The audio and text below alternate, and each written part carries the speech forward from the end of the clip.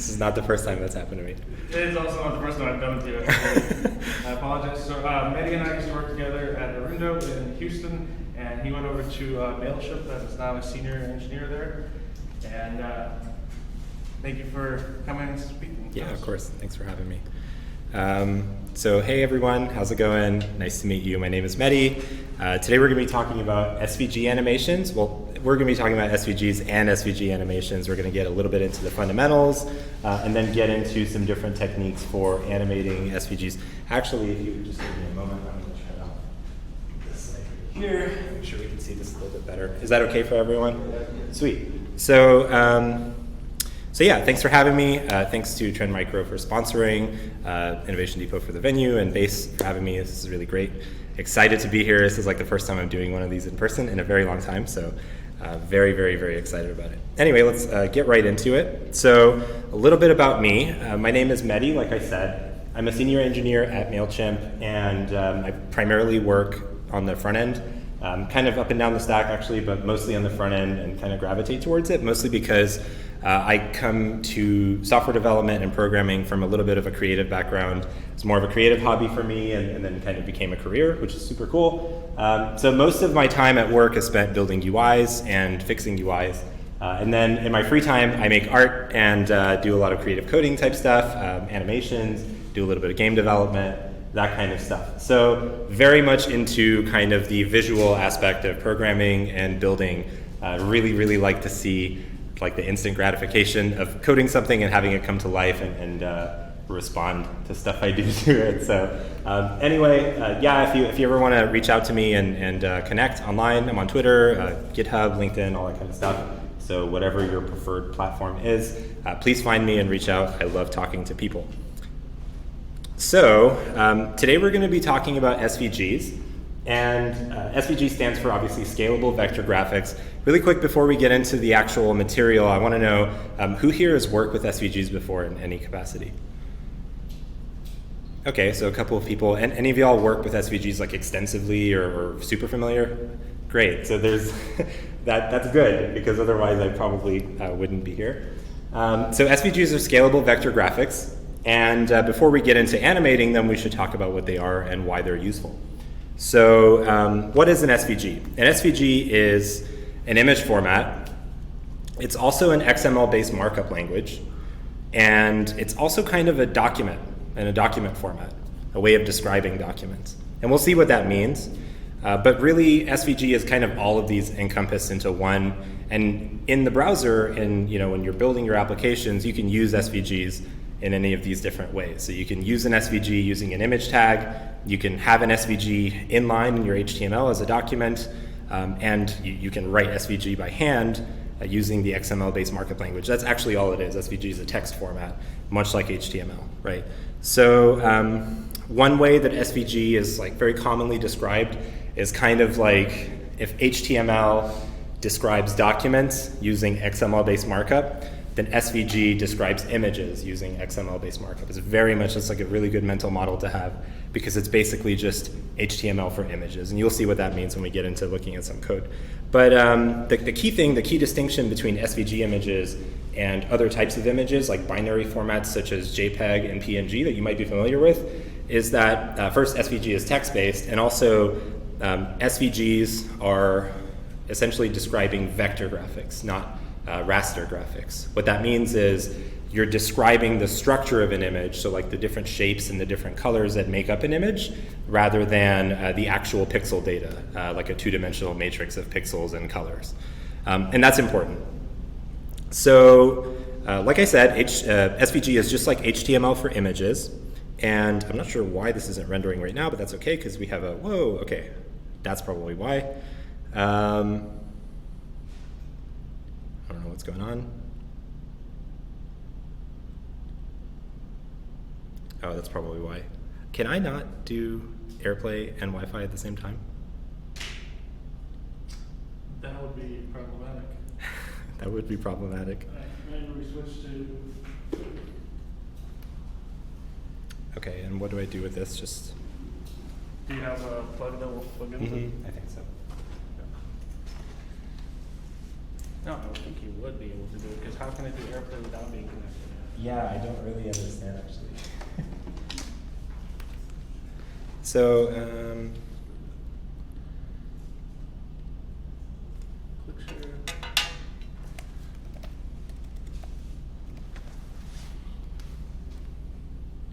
okay. This. And this goes in here. You've already installed the stuff, right? What? The click share stuff before. Mm-hmm. All right, let's see. First step, plug it in. Step 2, connect. Browse to click share USB drive. Okay, go ahead and start the click share application. Okay, click share for Mac OS X. We can edit this out in post, it's fine. We will edit this out in post.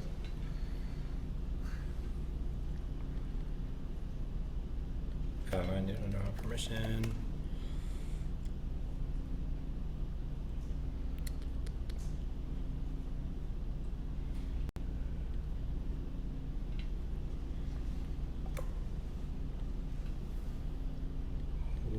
Wait, contact your what? Can I open this? This is where we do the show and dance. Is there just like a, there's no like plain HDMI input? No. Wait. Yes, there is. Oh, okay, perfect. Well, we can do this. Oh, that works too. Okay, let's not do click share then HDMI. Thank you, sir. Okay. All right, we can do Third like time the Men in Black, like, that never happened.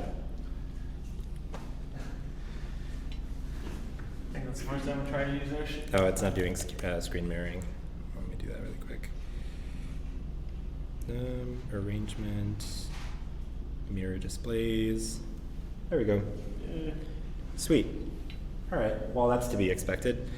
Anyway, so like I was saying, I'm going to refresh this because there's images, like, there we go, right there. Anyway, so like, so SVGs are SVG is basically like HTML for images. And a little of what we're going to be doing today is writing SVG by hand. When you look at an SVG image, and you, especially one that's been authored from a program like Adobe Illustrator or Affinity Designer, any kind of like vector-based program, or like Inkscape, sometimes when you look at the actual SVG that's generated, it looks a little scary, and you might be wondering like, how could we possibly write this by hand, or why would we? But again, it's kind of like HTML, right? And writing HTML by hand is not that scary, so writing SVG by hand actually, or at least like understanding SVG markup and being able to get comfortable with it will make you a better front-end engineer and will make you much more comfortable with creating novel UIs. What I mean is SVGs are a lot easier to style and to make them behave the way you want, especially if they're non-conventional than DOM elements or like divs or spans or whatever. So, so getting comfortable with the markup is a really good skill to have, especially if you're really trying to do some super interactive stuff and like very animated, UIs. So this is an example of an SVG image, like a very minimal one, right? And we'll actually let's look at this. Let's look at this in its entirety. It's an SVG tag, a couple of attributes here that we'll talk about, and then right here on line 4 we have like circle, CX50, CY50, R10. You might think like CX is center X, CY is center Y, their coordinates, and then R being the radius of the circle, and a fill red. So it kind of reads pretty, like, it's fairly straightforward. If you're comfortable with HTML, you'd be comfortable with SVG. So let's break it down and look at the anatomy of an SVG tag or element. So here we have the opening SVG tag. There's an attribute called XMLNS. This is actually no longer required by browsers. You can, for the most part, leave this out, but it's part of the SVG spec, so it's important to be aware of it. But this is a namespace URI, and essentially what it's telling the browser is this is the version of the SVG spec that I'm using. So like if you're understanding or you're looking at the different elements that comprise my SVG, use this version of the spec to understand them. So like parse it against this version of the spec. So that's kind of a minor detail. The main part here that you should be aware of is this viewbox attribute, and viewbox is very important. We're going to look at why. But essentially, you can think of viewbox as defining the coordinate space that is actually going to be visible. So So there's 4 values here. The first 2 are the X and Y. You can think of as like the top left corner of the view box. And then the 3rd and 4th are width and height. So the width and height of the view box that's actually made visible, or the window into the SVG universe. We're going to talk about why I said the window thing. So next we have the circle tag. We talked about that, and it's fairly straightforward. We have a center, X and Y coordinate, and then a radius and a fill of red, and then a closing tag.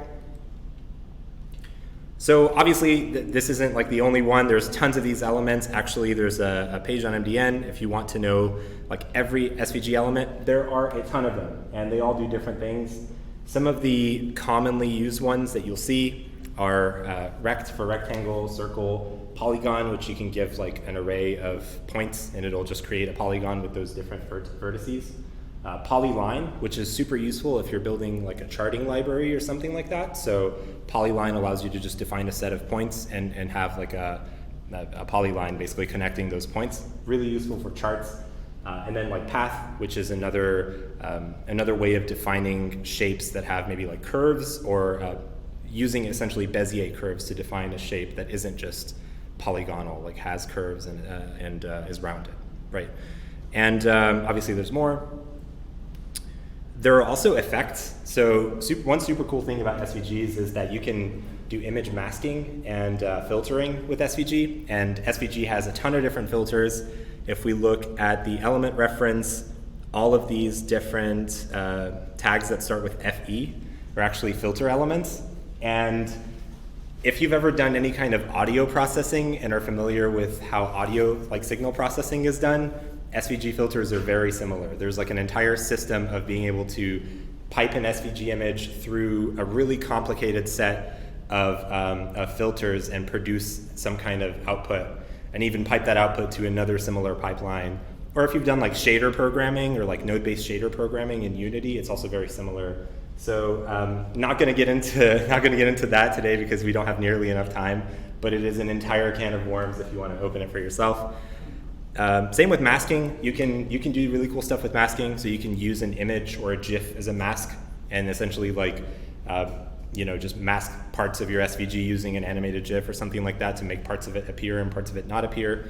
Again, like some of the more advanced functionality, good to be aware of, but we're not going to necessarily like code them today. And then there's also a couple of different elements that you'll see that are very commonly used, and they're structural. They don't have like a visual output. One is the G tag, and you can think of G as like a layer. It's a group, but you can think of them as layers as well, because the SVG rendering engine reads your SVG from top to bottom. So your first G element is going to be the first layer. If you have another G element defined directly underneath it and their siblings, the second one is going to be rendered on top. So there's no like Z index in SVG is what I'm trying to get at, right? Everything is kind of ordered top to bottom. And then defs is another structural element. Anything that you put inside of defs is basically a definition. You can think of it as like a locally scoped variable that is usable elsewhere in your SVG. So for example, in defs, you can define a filter, and so like the filter pipeline that I talked about, you can define that inside of defs and then refer to it in your actual SVG markup and say, this is the filter that I want. So it's a way to basically like group all your stuff that has a name and give it some kind of identity and then use it throughout your SVG. So this, I think, is the most important concept to understand, to really like kind of get SVG coordinates when you're first starting out with SVG, and that's the difference between the viewport and the view box. So the viewport refers to the actual rendered SVG that you see in your browser. So if I were to drop an SVG element in my browser and give it like a height of 200 pixels and a width of 300 pixels and have that actually be rendered to the page, that would be the viewport. It's a 200 by 300 pixel like dimension image that's actually rendered into my browser's page, right? And that's what you would call the viewport, but it doesn't necessarily correspond with the coordinate space of the actual SVG elements inside of your markup. However, the view box, like I mentioned, is kind of like a window into SVG universe and allows you to define a coordinate space that you can use. The best way, like everything I just said is probably super confusing because it's really hard to verbally explain, but the best way I found to grok this concept is using this visualization from Emilia Wattenberger. By the way, these slides are available. I posted them on the meetup, so any of these links, if you want to refer to them later, they're available in the slide deck, and you can go in and just navigate to them. But for this, so here, you might remember I mentioned earlier that you can define a view box using an X, Y, and a width and a height. This kind of visualizes what that means. So here we have a view box of 0, 0, 100, 100, and a star with the center of 50, 50, right? So when we create the star shape, we place it at 50, 50, which places it at the center of our view box. But without touching any of the child elements, so if we have like a bunch of different elements, including the star here, without modifying their coordinates, what we can do is we can actually tweak our view box and have the window of SVG elements that are visible in the viewport change, right? So we're shifting the view box left and right. In this example, I'm setting X to a value of like 100 instead of 0, and that entirely translates the star out of the view. Similarly, I can set this back to 0 and then scale my width to some other value like 300. And you can see here it makes the star super small because the star element, like the actual SVG element that we're using for the star, has a width of maybe like 50 or something, or 100, something like that. And our view box is now 300 units wide. These aren't pixels, they're kind of like abstract units, they're SVG units. So you can just think of them as some kind of abstract floating point unit. But definitely encourage you to go to this website and just change the sliders. It's the easiest way to kind of understand this concept, I think. The easiest way to get started and not have to think about it is just to set your view box to something predictable, like 0, 0, 100, 100, and then treat everything as a percentage. But essentially, this is the idea, right? It's like a window. Anyway, so I could probably talk about SVG fundamentals for like 5 hours, and there are people who will do that. So I'll recommend y'all like workshops to go do if you want to learn more about the deeper details. But I want to get more into some of the interactivity stuff, some JavaScript, like figuring out how to control SVGs with JavaScript, etc. And I have some code pens and stuff like that that we're gonna. The rest of the talk is really going to be a lot of just tweaking stuff in CodePen and experimenting. So I'm going to go ahead and continue to do that. So we're going to be talking about animating SVGs with JavaScript, and actually you can animate SVGs with CSS as well. Every SVG element is a valid CSS target, so you can select an SVG element with CSS and change its fill, change its stroke, and animate it using CSS transitions and CSS animations, just like you might be doing regularly with like regular HTML elements.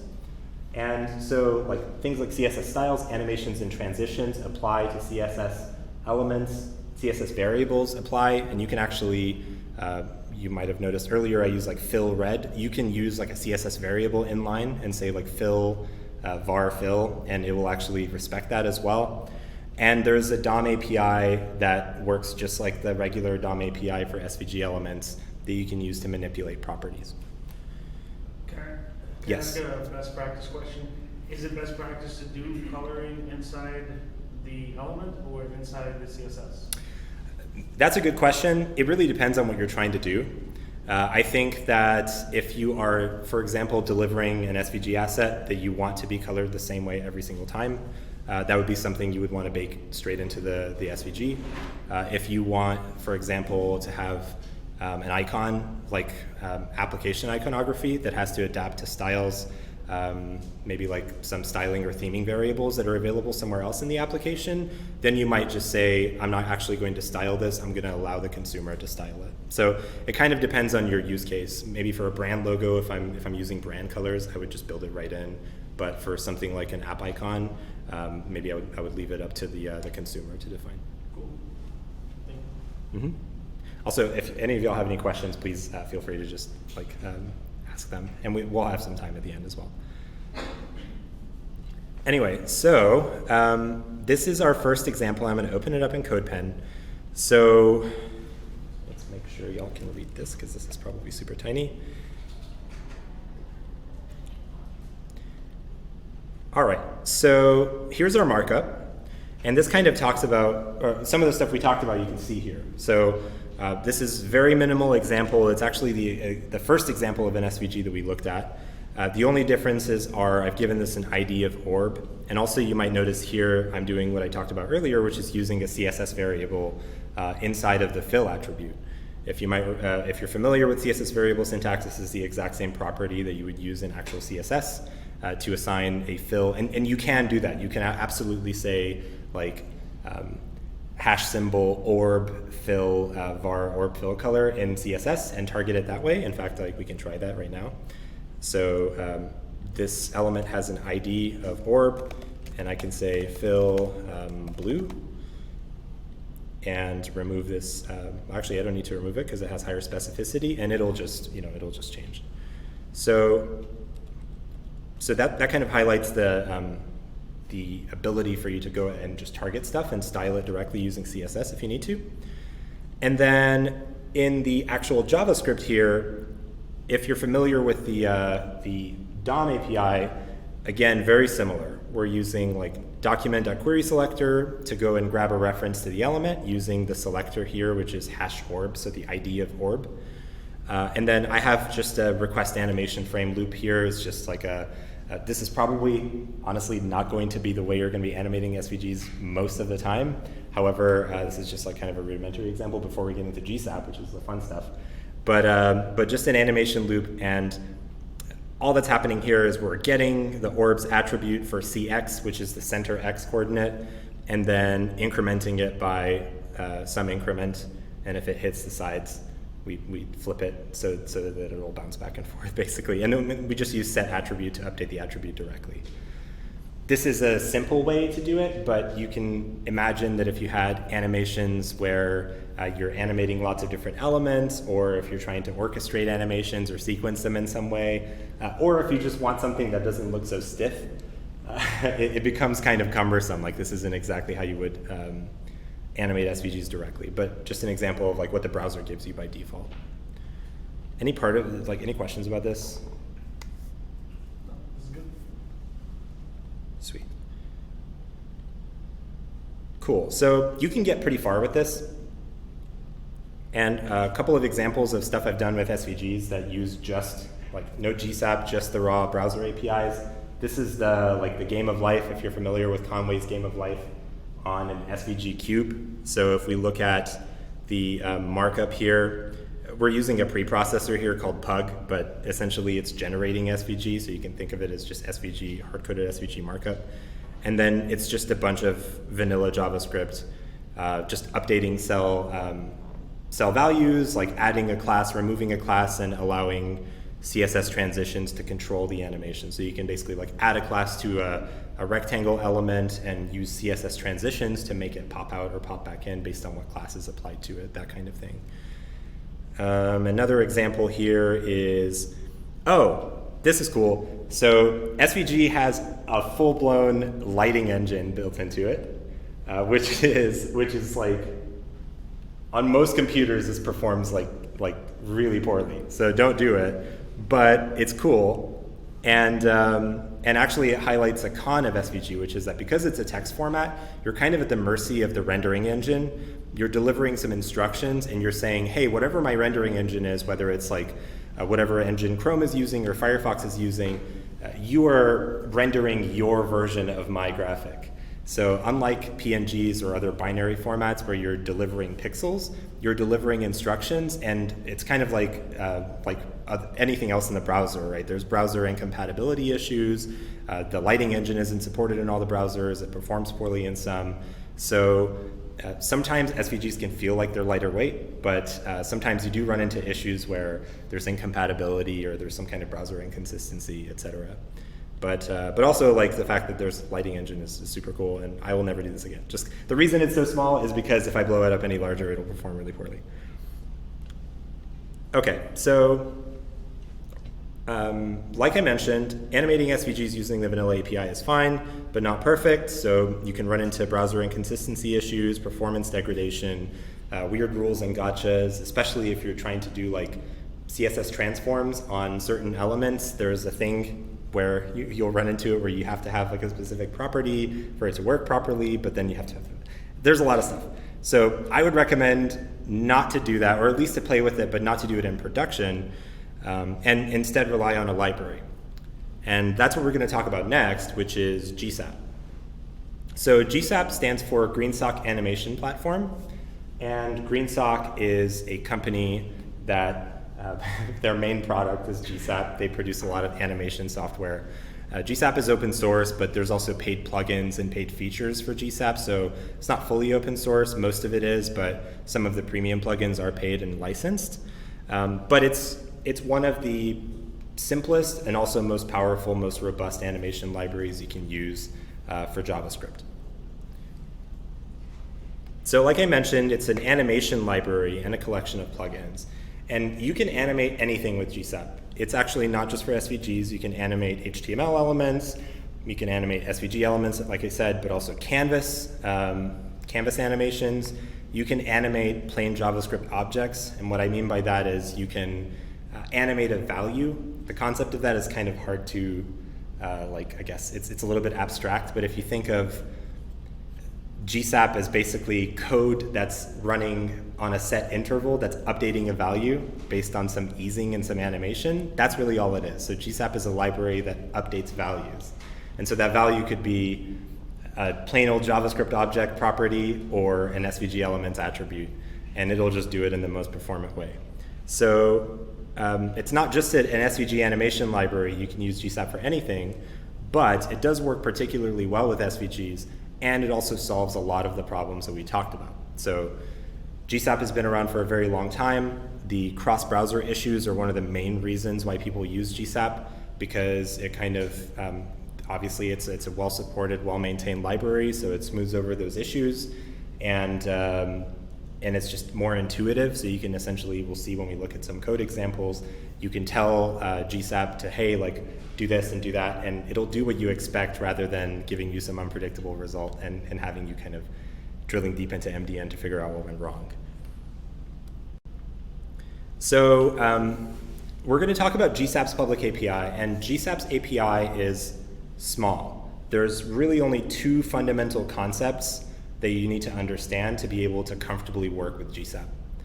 And the first of those two concepts, is the concept of a tween.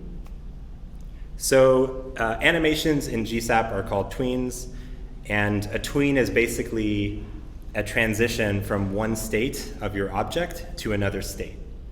And this happens over time. So this has a duration, and this has maybe like a starting value and an ending value.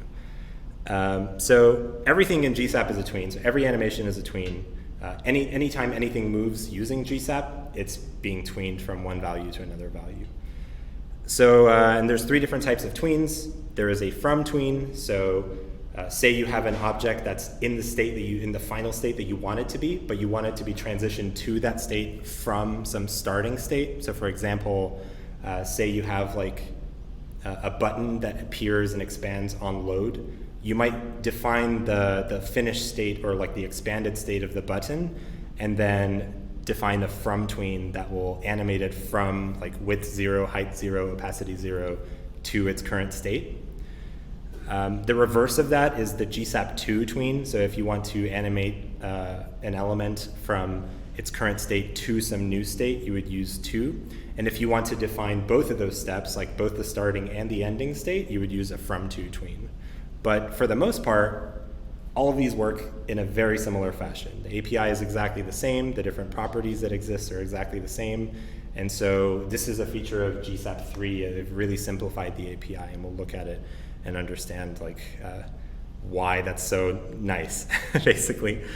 So we have a code example here of a really minimal tween.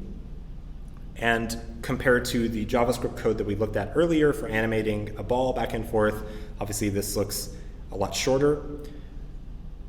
Here you can see on line 7, we're calling gsap.to with 2 arguments, the first one being a selector. So we're essentially selecting any element with the class of box. So this is just a regular CSS selector. You can also pass a JavaScript object or an array of objects, or really an array of any kind of object to this if you'd like. So the API is flexible. And by default, it'll select every occurrence of this class. But if you wanted to give it a very specific, like a single instance, you could just query for that instance and pass a reference to it as well. GSAP is smart enough to figure out how to do it. And then the second part is an object. It's a configuration object for your tween that defines some properties. So we're defining rotation 27. This will rotate the box 27 degrees, like clockwise, and x 100, which will translate the box 100 units to the right, and a duration of 1, so like 1 second. And it's really that simple. Yes? Is the initial orientation just vertical? The initial orientation isn't defined in this code, so whatever the current orientation of the element is when the tween is being called is what GSAP will treat as its initial. So basically, if you have it 50 degrees to the left or counterclockwise, GSAP will figure it out and tween between them. Yeah. If you wanted to define it explicitly, you could use a from to tween. And the only difference is that instead of 2 arguments, it takes 3. So the first object being the starting state and the second object being the ending state. Yes? So the JSON, does that assume that like whatever we're going to get from that box has an attribute of rotation, and x, and the whole thing? Yeah, exactly. For the most part, actually, I'm not sure exactly, like if you were to give it, so if this were to be, instead of box, if this were to be like an empty object literal or something like that, I'm actually not 100% sure what the behavior would be, but typically GSAP is very forgiving, so you're typically not going to get like an exception being thrown or some kind of like really bad undefined behavior. It tries to do its best to figure out what your intent is and then fails silently usually when it can't figure it out, which is good and bad depending on what you're, usually for animations it's not that bad because typically you're not animating super critical stuff, but that's typically the behavior. So I think the assumption is that that exists. And it's also maybe a good time to mention that if you have some random object with some random property, so for example, let's say we have an object literal here. Great, we have a code pen here, so I can open this up. So here, before we look at this example actually, if I were to have an object here with like foo 5, if I wanted to animate foo to 10, I could just define the property foo here, and GSAP will figure out that that's a property that you've defined in your config object, that's a property that exists in the original one, and then transition between the two. So like very flexible API for better or for worse.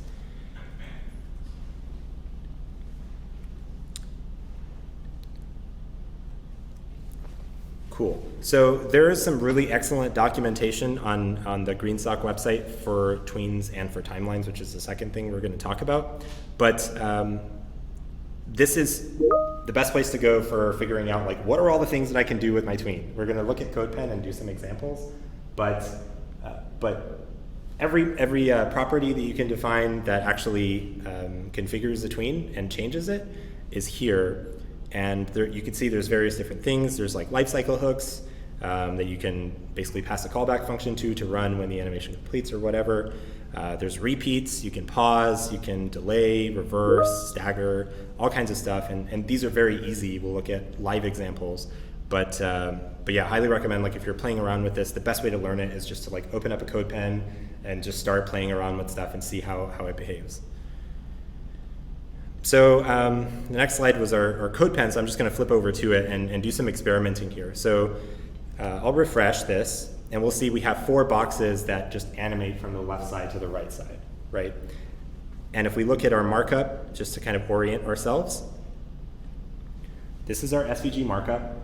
So we have the top level SVG element. Notice I omitted the namespace URI thing because it's not 100% necessary. And we just have these 5 rectangle elements, each of which have the class box. So they're all, they have the identical class. They have different coordinate values for X and Y, and they have the same width and height and the same fill. So we have some like base styling here in CSS, but in JavaScript, it's the exact code that we looked at from our slide. It's just a GSAP2 with a class of box, rotation of 27, and X of 100. we can tweak these. So I can set rotation to 100, and it'll turn them 100 degrees. I can set X to 200 instead, and they'll just like probably fly off the screen. So straightforward, like very straightforward API. There's a bunch of really cool stuff you can do with this. So you can stagger very easily. A lot of animation, like typically staggering list items and stuff like that is a really hard thing, or just a confusing thing to reason about in animation libraries. So you can very easily just define a stagger and give it a stagger delay, like let's say 0.1. And it will know that box gives back a list of elements and that you want them to be staggered in some way. And so like very easily we'll just stagger the animation for the entire list. There's a really cool one called Yoyo. So you can say Yoyo true, and it will play the animation and then play the reverse animation all the way back. Actually, you have to also give it a repeat, I forgot. So if you give it Yoyo true and repeat -1, it will play indefinitely, because if repeat is negative, that's interpreted as an infinite repeat. So this will just loop forever, and it'll stagger back every time. And there's a lot of different ones. Like if you have a grid, for example, you can give a grid property to GSAP and configure that so that you have like waves rippling out from the front. Actually, I have another cool one that does exactly that. So let's find.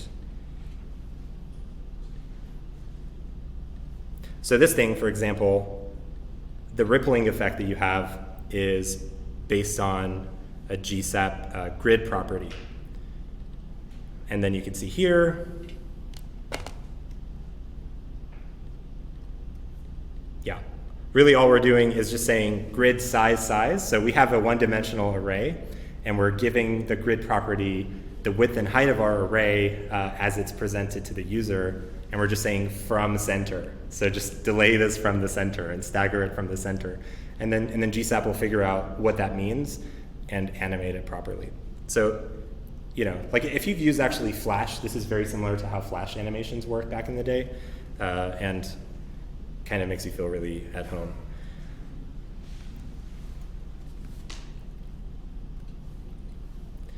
Cool. So any questions about tweens before we move to timelines?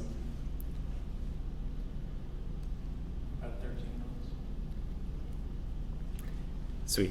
So the next concept that we want to talk about, the second of the two high-level GSAP concepts that we talked about, is the concept of timelines. GSAP tweens are good for one-off animations and discrete animations that are just kind of like isolated. But if you try to sequence animations using tweens alone, it becomes very hard because you have to use delays. So you have to basically manually delay animations and keep track of like what your delays are and do that yourself. So GSAP provides a construct called a timeline, and that's like the second part of the GSAP top-level API. Timelines are useful for orchestrating animations. So when you just define tweens, you can think of there being like a global timeline, but it doesn't quite work the same way as user-defined timelines. But timelines allow you to define a discrete timeline that has a starting point, an ending point. You can add stuff to and sequence to. You can reverse it, play and pause it anytime you want. And you can also compose multiple timelines. So a timeline can be comprised of sub-timelines as well, if that's how you choose to split up your animations. But this is maybe best described in code.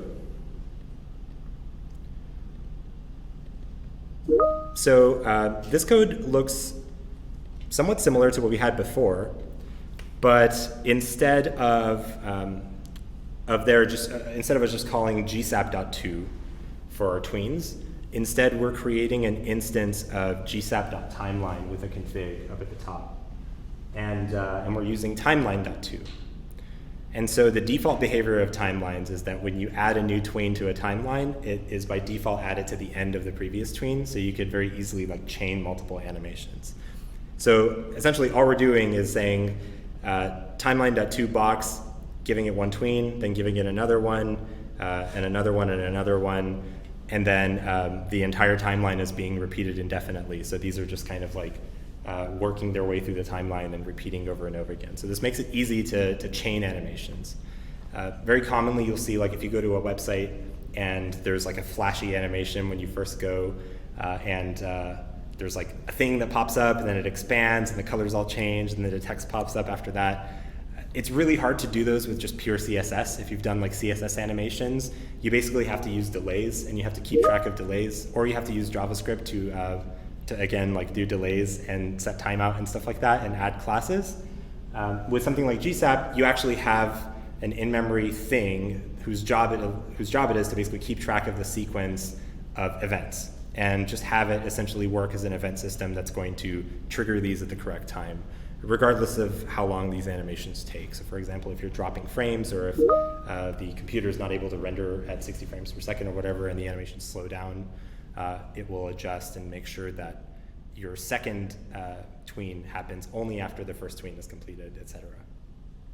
And so, like, it's not just position that you can tweak with these, right? You can, I think, pretty much do anything. Like, if I wanted to change the fill of this box to blue in this tween, and then change it to like salmon again, which I think is the default color, GSAP will properly tween those and figure out like what the intermediary values are. You can use all the different CSS properties that, or value types that you're used to. So if you want to use like RGB colors, HSL colors, transition from an RGB to an HSL color, you can do that very easily. And yeah, timelines are very great for anything that's multi-part.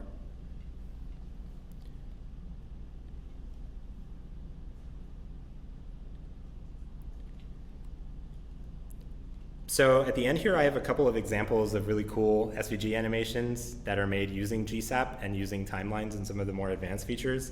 And these are from, I did not make these. These are from much more talented artists than myself, who basically have a lot of clout on CodePen. But I definitely encourage you to go check out some of the examples on CodePen. Like, people love to post GSAP animations on CodePen, and for good reason, because it's just a cool platform for sharing this kind of work. And you learn a lot from reading the code, right? So for example, this particular example, we have this kind of shatter and reconstruction animation. You can see that the actual SVG itself is not text. It's just actually made up of a ton of polygons. This was probably not handwritten. So it's very common for animations like this for artists to go and use something like Illustrator or Inkscape to like chop up SVGs, name the layers, the things that they want to target with JavaScript, and like export as SVG. And it's just text, so you can literally just copy paste it into your HTML and start working. And then over here in the JavaScript section, we can see there's a CSS plugin being used, but essentially, like, it's kind of what we were talking about. I think this actually is an older version of the API, but there's a timeline being defined, and then there are just some staggered tweens. This is the older API for GSAP, but it's staggering the tweens in such a way that it creates a delay from left to right when you're getting all those pieces being put into place. Another one is this like farting rhino. This is by Sarah Drasner. This is like kind of a like cutesy, simpler one. Again, this is probably not written by hand, right? Like no one's creating Bezier curves by hand, but if you have an SVG that you want to animate, typically if you're working with like a graphic designer or someone who's an illustrator who is working in a vector application like Illustrator or Affinity Designer, this is going to be, they're already going to be very comfortable with like creating layers and stuff in their SVG. So you can work with them to basically export SVG to a text format instead of using binary formats or instead of using SVG as images if you want to animate that in the front end. So it's a good way to like kind of bridge the gap between design and front end development. And then obviously like things are styled with CSS here. So we're using like things like gradients. It looks like we're using fills and gradients, right? Like straightforward stuff. And then it's a timeline with a bunch of tweens, right? So a GSAP timeline with that same repeat -1 that we looked at, custom easing function. We didn't really talk about easing functions, but just different ways to ease your animation from one state to another. And then a set of tweens that define the animation for like walking in this instance, which is just rotating the legs left and right.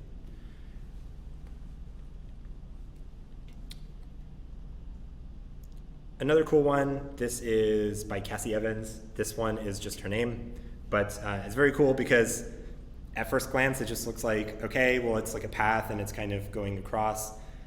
But really, this one is a lot more than meets the eye. So if you look at the markup here, it's very complicated.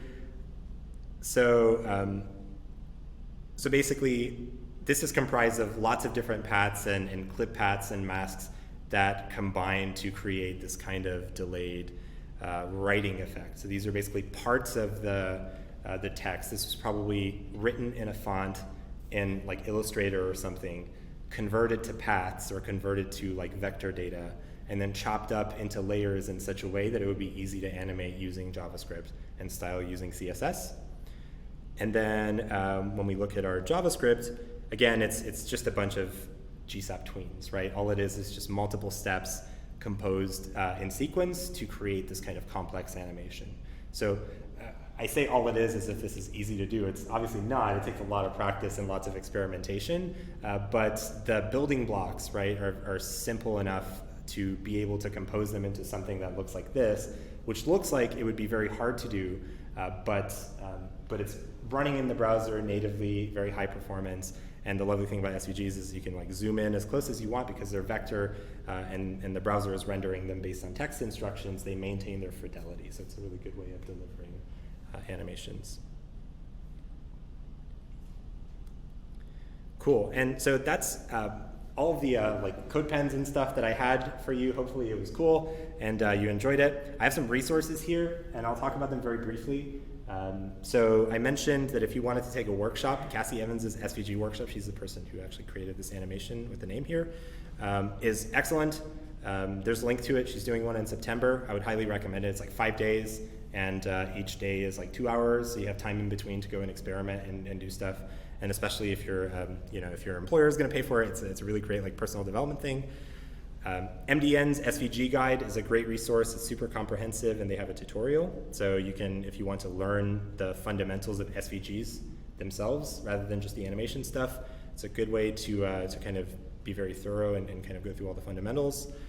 Sarah Swaydon is this is the wrong, I'll fix this link, but her blog is a great resource for SVG related knowledge as well, and just wisdom. Tons of really, really great tips, and especially like things that just kind of come with experience and with the gotchas and corner cases. She's a really good person to read.